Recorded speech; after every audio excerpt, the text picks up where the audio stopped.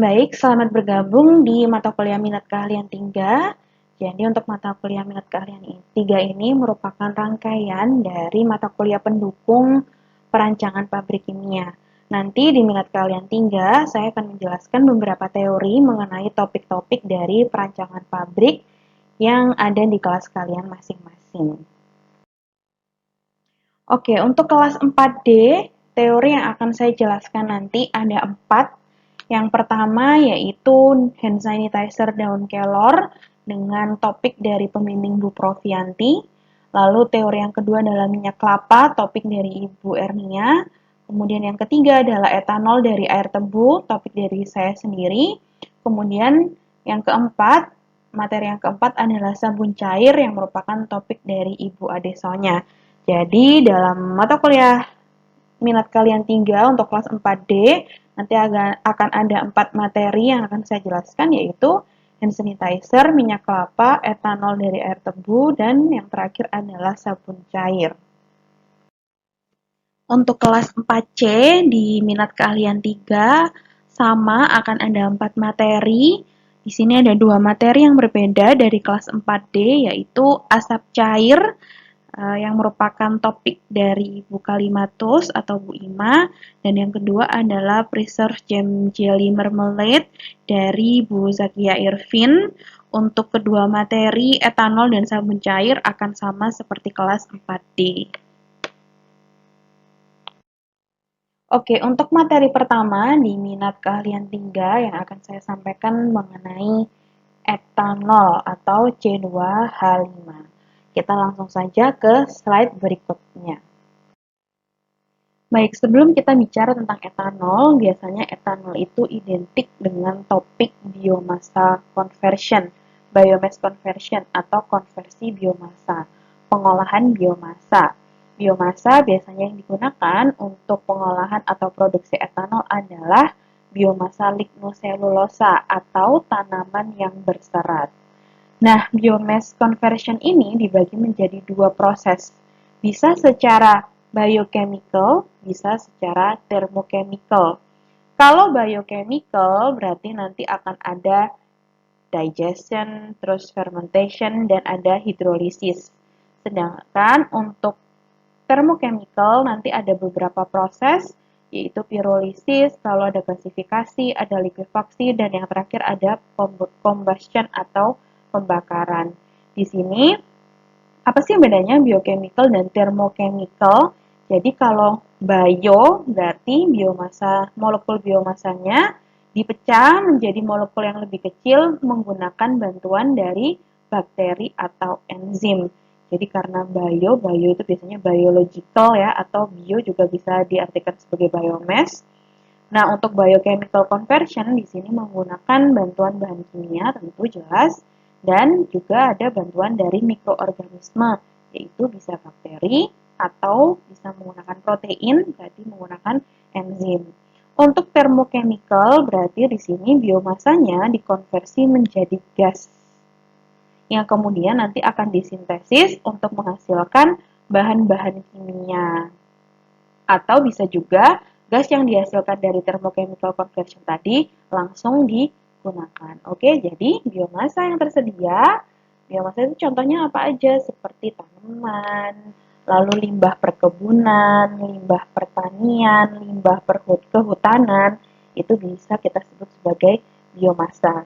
Konversi biomasa bisa dibagi menjadi 2 proses. Yang pertama yaitu biochemical dan yang kedua adalah thermochemical. Nah, kalau etanol berarti dia akan masuk ke biochemical. Nah, untuk etanol akan masuk ke 2 step ini, step hidrolisis dan step fermentasi. Itu adalah etanol. Oke, etanol atau yang biasa disebut dengan C2H5OH atau biasanya kalau orang-orang bicara tentang alkohol, berarti dia juga berbicara tentang etanol. Disebut sebagai biofuel dari alkohol yang sangat populer, yang sangat terkenal, dan dia punya julukan sebagai fuel for the future atau bahan bakar untuk masa depan. Dikarenakan nih bioetanol atau bioetanol kalau digunakan sebagai biofuel ya, itu bisa diproduksi dari bahan yang renewable atau bahan yang tidak habis pakai. Kamu bisa memproduksi etanol dari sumber daya alam yang bisa diperbaharui secara terus-menerus. Jadi nggak akan ada kelangkaan. Kalau sekarang bahan bakar kita itu diproduksi dari fosil. Nah, kalau fosil kan ada batas waktunya ya, ada batas waktu kita sampai kapan sih bisa menggunakan fosil. Karena fosil merupakan sumber daya alam yang tidak terbarukan, sedangkan untuk etanol atau kita sebut sebagai bioetanol itu bisa diproduksi dari bahan-bahan yang terbarukan. Contohnya di sini ada beberapa, bisa diproduksi dari jagung, bisa dari sesuatu yang berbahan gula, atau dari gulanya sendiri, bisa dari molasses, buangan dari tebu ya, atau pabrik gula, dan macam-macam lain bahan-bahannya, seperti bonggol jagung, dari kulit kelapa, dari kulit kapuk, dari tanaman, dari kayu-kayu, itu semua bisa digunakan untuk memproduksi etanol. Lalu di sini dituliskan bahwa etanol itu punya kadar racun yang lebih rendah dibandingkan alcoholic fuel lainnya. Kemudian di sini produk sampingnya dari incomplete oxidation dari etanol adalah asam asetat dan asetaldehid yang merupakan bahan samping yang tidak terlalu toksik atau tidak beracun dibandingkan dari byproduct fuel alkohol yang lain. Untuk bisa memproduksi etanol, di sini ada 3 step utama. Yang pertama adalah kita harus mengetahui kandungannya apa atau substratnya apa untuk bisa menghasilkan etanol. Karena substratnya tadi bisa dibagi menjadi 3 sebetulnya. Yang pertama adalah gula atau pati, karbohidrat, dan yang ketiga adalah biomasa lignoselulosa.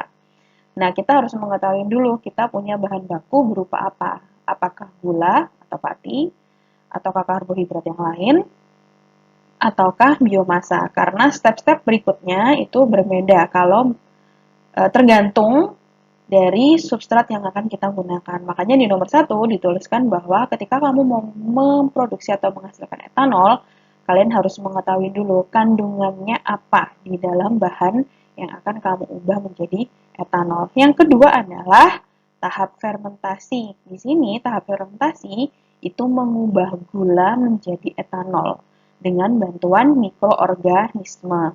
Biasanya mikroorganisme yang digunakan adalah Saccharomyces cerevisiae atau orang-orang bisa sebut sebagai ragi. Tahap yang ketiga adalah ethanol separation dan purifikasi. Jadi, etanol hasil fermentasi itu biasanya kadarnya masih sangat rendah dan kotor ya otomatis karena kita pakai bahan yang bermacam-macam. Nah, biasanya untuk bisa menghasilkan etanol yang siap digunakan di pasaran atau dijual ke pasaran, maka harus dilakukan step 3 yaitu memisahkan dari pengotornya dan memurnikan etanol supaya didapatkan kadar yang tinggi. Secara garis besar, tahapannya bisa dilihat di bawah ini. Biasanya tahap fermentasi dilakukan pada suhu 25-30 derajat Celcius. Sekali lagi ini umum ya sifatnya, tergantung kamu menggunakan mikroorganisme apa. Karena kalau beda mikroorganisme pasti beda kondisi operasi. Karena mikroorganisme itu punya kondisi operasi hidup yang spesifik, yang beda-beda masing-masing mikroorganismenya. Kemudian biasanya fermentasi dilakukan dalam 6 jam sampai 72 jam. 6 jam sampai 3 harian. Setelah itu, fermentasi tadi akan menghasilkan etanol dengan konsentrasi 8-14%. Untuk menghasilkan etanol yang siap dipasarkan atau siap dikonsumsi oleh publik, dikonsumsi dalam tanda petik ya, maka biasanya harus didistilasi dulu untuk menghasilkan etanol 95,5%, kemudian akan didehidrasi untuk menghasilkan etanol dengan kemurnian atau kadar yang sangat tinggi, yaitu 99,6%. Oke, jadi etanol secara garis besar ada 3 tahapan. Yang pertama, kamu harus tahu dulu kandungan dari bahan bakunya. Yang kedua, kamu akan memfermentasi gula menjadi etanol. Dan yang ketiga, etanol hasil fermentasi akan diseparasi dan juga akan dipurifikasi. Oke, berikut adalah sebuah skema yang menjelaskan tentang proses dari produksi etanol atau pembentukan etanol. Silakan dilihat skema yang bagian kiri dulu yang saya beri centang warna merah. Di sini kita lihat yang dari sini aja dulu. Cane sugar ethanol. Jadi etanol yang dihasilkan dari air tebu. Oke.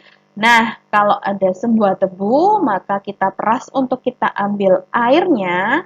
Oke. Di sini ya, ini tebu. Kita peras untuk dapat cane juice-nya atau air tebunya. Karena air tebu itu sudah mengandung gula, maka langsung akan dilakukan proses fermentasi. Dari proses fermentasi akan dihasilkan etanol. Ya, etanolnya akan dilakukan produk recovery berupa separasi, purification masuk di dalam situ. Itu kalau bahan bakunya berupa gula. Sekarang tadi di slide sebelumnya saya menjelaskan bahwa untuk menghasilkan etanol kita bisa menggunakan gula, pati, karbohidrat dan juga biomasa. Nah, kalau biomasa maka stepnya akan berbeda. Oke, biomasa di situ contohnya misalnya limbah kehutanan atau limbah perkebunan ya. Oke, saya hapus dulu supaya tidak bingung dengan tanda-tanda warna merah. Nah, kalau selulosik atau biomasa, kita lihat yang sebelah sini yang saya lingkari warna merah. Selulosik etanol, etanol yang dihasilkan dari biomasa. Maka tahapannya berbeda dengan kalau kita pakai air tebu, kalau sudah dalam bentuk gula. Karena ini masih dalam bentuk biomasa atau serat, maka step pertama yang harus dilakukan adalah pretreatment. Oke, kemudian di pretreatment ini biasanya dilakukan pencacahan supaya ukuran partikelnya sama atau supaya ukuran substratnya sama. Kemudian dilakukan pengeringan untuk menghilangkan kandungan air. Setelah itu, setelah dilakukan pretreatment, maka akan dilakukan hidrolisis. Hidrolisisnya bisa menggunakan enzim, bisa menggunakan asam. Oke, hidrolisis jadi ada dua macam, menggunakan enzim atau menggunakan asam. Hidrolisis sendiri berfungsi untuk memecah kandungan selulosa yang ada di dalam biomasa menjadi gula. Oke, jadi dipecah menjadi monomer-monomernya. Polisakarida dipecah menjadi monomer-monomernya di dalam proses hidrolisis. Oke, dari selulosa dipecah kecil-kecil jadi monomer. Nah, monomernya itu adalah glukosa atau gula. Gula yang dihasilkan dari proses hidrolisis, nah di sini ada tulisannya ya, sugar. Maka akan masuk proses fermentasi, lalu lanjut ke proses purifikasi. Oh ya, saya lupa bahwa di fermentasi nanti kamu membentukkan fermentation organism atau membutuhkan bantuan dari mikroorganisme yang sudah saya sebut tadi. Bisa pakai ragi atau biasanya orang-orang nyebutnya sebagai Saccharomyces cerevisiae atau bisa menggunakan mikroorganisme yang lain. Nah, di sini juga diberikan beberapa contoh, misal kalau kamu punya jagung yang basah dan jagung yang kering misalnya. Jadi di sini dibagi menjadi dua, corn wet meal sama corn dry meal. Kalau kering langsung masuk grinding, langsung dihidrolisis, kemudian difermentasi. Nah, kalau wet, dijadikan starch dulu atau dijadikan tepung dulu. Kalau bahanmu basah, biasanya mau langsung diolah, maka akan dijadikan tepung dulu, starch dulu, kemudian dimasukkan ke proses hidrolisis, kemudian difermentasi. Karena topik etanolnya adalah etanol dari air tebu, maka skema yang di samping itu khusus untuk sugarcane atau air tebu atau tebu, sugarcane itu tebu ya. Nah, kalau kita mau mengolah dari tebu menjadi etanol, maka yang pertama harus di milling dulu. Harus dicacah, harus dipotong-potong, kemudian harus dipres sampai keluar juice extraction atau air tebunya, oke? Nah, Dalam rangka juice extraction atau mengeluarkan air tebu, berarti dari tebu tadi akan menghasilkan dua produk. Yang pertama adalah air tebunya, yang kedua adalah ampasnya. Setelah kita peres pasti ada ampasnya kan? Nah, ampasnya bisa digunakan untuk boiler untuk menghasilkan steam. Steamnya bisa digunakan untuk pabrik, untuk proses pemanasan dan lain sebagainya, dan bisa juga digunakan untuk menghasilkan listrik. Listriknya juga bisa digunakan untuk pabrik. Jadi, ampasnya bisa digunakan untuk unit utilitas. Sehingga kita nggak membuang ampas tersebut. Oke, itu tadi ampasnya. Sekarang air tebunya akan langsung masuk ke fermentasi. Karena kita bukan pabrik gula, maka step ini akan saya hapus. Jadi itu untuk menghasilkan sugar atau gula. Kita bukan pabrik gula ya. Kita mau mendirikan pabrik etanol dari air tebu. Maka langsung masuk ke sini. Juice treatment dulu. Mungkin disaring untuk menghilangkan pengotornya atau lain sebagainya. Setelah itu, setelah air tebunya siap untuk diproses, maka langsung masuk ke fermentasi. Di fermentasi akan menghasilkan dua produk, yaitu etanol dan jangan lupa bahwa produk samping dari fermentasi adalah CO2. Makanya di sini ada dua tanda panah. Fermentasi, etanolnya masuk distilasi, kemudian bisa masuk ke dehydration untuk bisa dihasilkan bioetanol atau biofuel atau bahan bakar. CO2-nya bisa dibuang atau bisa diolah kembali.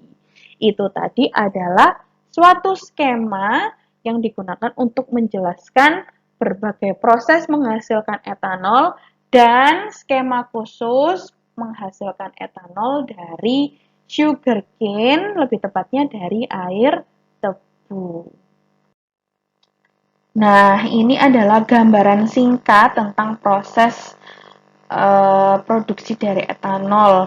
Jadi diawali dari tumbuhan tebu, biasanya punya tinggi sekitar 3 sampai 6 meter untuk siap dipanen, kemudian akan dipanen sama petani, kemudian akan dipotong dan lain sebagainya. Oke, lalu akan dimuat oleh suatu truk untuk menuju ke pabrik. Nanti di pabriknya akan diukur dulu volumenya berapa, beratnya berapa, berat tebu yang disetor sama perkebunan atau para petani-petani itu. Kemudian sugarcane hasil penimbangan tadi akan dibawa conveyor belt untuk dicacah atau dibawa ke roller mill ya. Di roller mill berarti nanti akan dicacah, kemudian akan dipres untuk menghasilkan jus dan ampas yang tadi. Ampasnya kita sebut sebagai bagas. Nah, ini bisa digunakan untuk menghasilkan electricity untuk power plant. Jadi bisa dimasukkan ke boiler untuk membantu menghasilkan steam dan juga listrik. Kemudian jusnya atau air tebunya bisa digunakan untuk menghasilkan etanol atau kalau di pabrik gula untuk menghasilkan gula. Nah, nih jusnya bisa digunakan untuk menghasilkan sugar sirup atau bisa digunakan untuk menghasilkan biofuel atau kita sebut sebagai bioetanol. Di slide ini saya tampilkan kesimpulan atau summary dalam menghasilkan bioetanol. Kalau kamu memiliki substrat, ya, substratnya apa saja, boleh gula atau boleh biomasa, maka tahapan urutannya yaitu pretreatment. Pretreatment dibagi menjadi 3, bisa secara chemical, bisa secara biological, bisa secara fisik atau gabungan dari keduanya. Biasanya kalau chemical, maka di pretreatment biasanya substratnya akan dikasih asam atau basa. Fungsinya adalah untuk memecah struktur, untuk mempermudah nanti di hidrolisis. Tadi kan hidrolisis fungsinya untuk memecah selulus menjadi glukosa.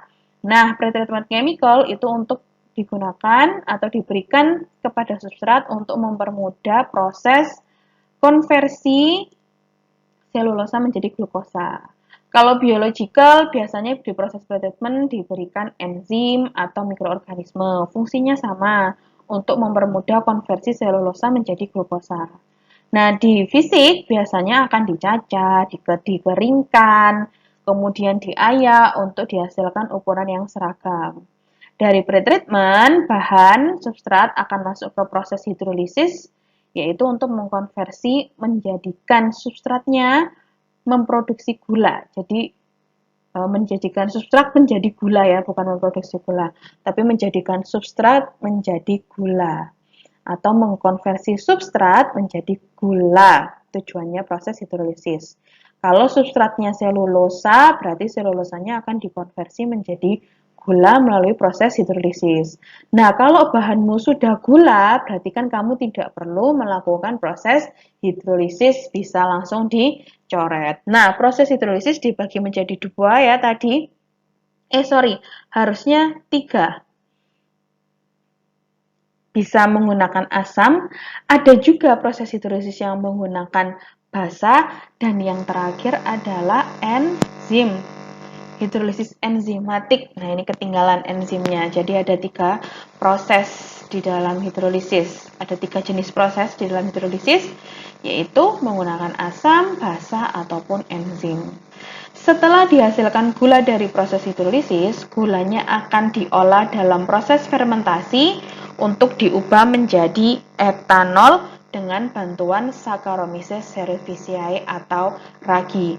Jangan lupa, karena kita menggunakan mikroorganisme, maka ada banyak faktor yang perlu diperhatikan, terutama kondisi operasi dari Saccharomyces cerevisiae, terkait suhu, terkait temperatur, dan karena dia adalah mikroorganisme, maka dia butuh makanan atau kita sebut dengan nutrien. Nah, nutrien untuk Saccharomyces apa aja? Macam-macam. Kamu bisa googling nutrien apa sajakah yang bisa kita berikan untuk Saccharomyces cerevisiae. Etanol dari fermentasi akan masuk ke tahap pemurnian atau pemisahan, bisa pakai destilasi, bisa dehidrasi, bisa evap, atau kombinasi dari ketiganya atau keduanya. Oke, jadi bisa mengkombinasikan antara destilasi dan dehidrasi saja, atau bisa pakai destilasi saja atau evap saja. Nah, itu tergantung kadar etanol yang ingin kamu dapatkan.